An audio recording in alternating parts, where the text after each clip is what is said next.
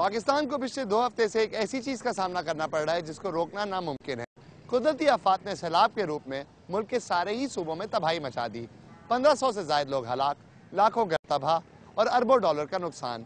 لیکن ہم نے اپنی عوام کو اس سیلاب سے بچانے کے لیے کیا اقدام کیے؟ آج کی دوسری کہانی یہی ہے۔ اب شروع کرتے ہیں سیلاب سے سب سے زیادہ متاثر صوبہ خیبر پختونخوا سے اور دیکھتے ہیں کہ وہاں پر آنے والے سیلاب نے لوگوں کی زندگی کس قدر متاثر کی۔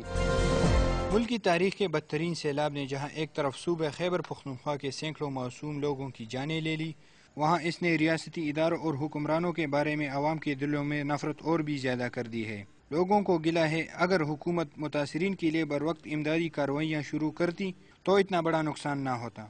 سر جی ابھی تک حکومت نے ہم کو کوئی امداد نہیں کی۔ یہ فلاحی لوگ ہیں جو ہمارے مدد کر رہے ہیں اور ابھی تک حکومت نے کچھ امداد نہیں کیا ہمارے ساتھ۔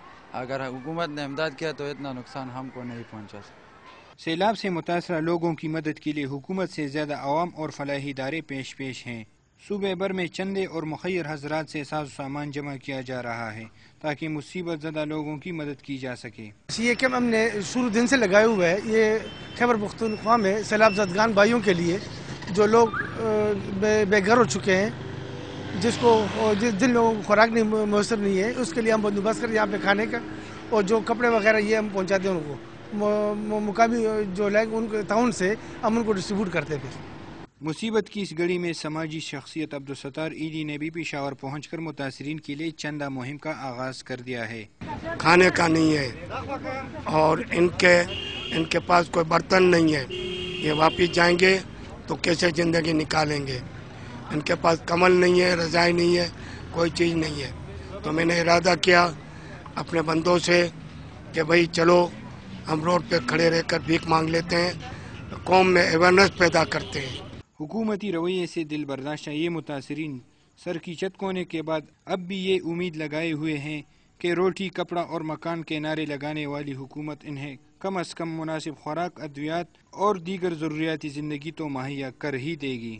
سیلاب سے متاثرہ لوگ جہاں ایک طرف منتخب نمائندوں سے مایوس نظر آ رہے ہیں، وہیں عوام کا جذبہ ایثار آج بھی اسی طرح ہے جس طرح 8 اکتوبر کے ہولناک زلزلے اور ملاکنڈ ڈویژن کے متاثرین کے لیے تھا۔ عمران حسن، ڈان نیوز، پشاور۔ جی تو جیسے کہ آپ نے دیکھا، شہر پشاور اور اس کے قریب کے علاقے زیر آب ہوئے اور ان کو اس سیلاب سے بچانے کے لیے کوئی پختہ قدم نہیں اٹھایا گیا۔ وقت ہوا ایک چھوٹی سی بریک کا، لیکن واپس آ کر ہم آپ کو صوبہ خیبر پختونخوا کے دوسرے علاقوں میں سیلاب سے تباہی کے بارے میں بتائیں گے اور یہ بھی دیکھتے ہیں کہ صوبہ پنجاب میں لاکھوں کیوسیک پانی کے آنے کی وجہ سے کیا اثر پڑا۔ ہمارے ساتھ رہیں۔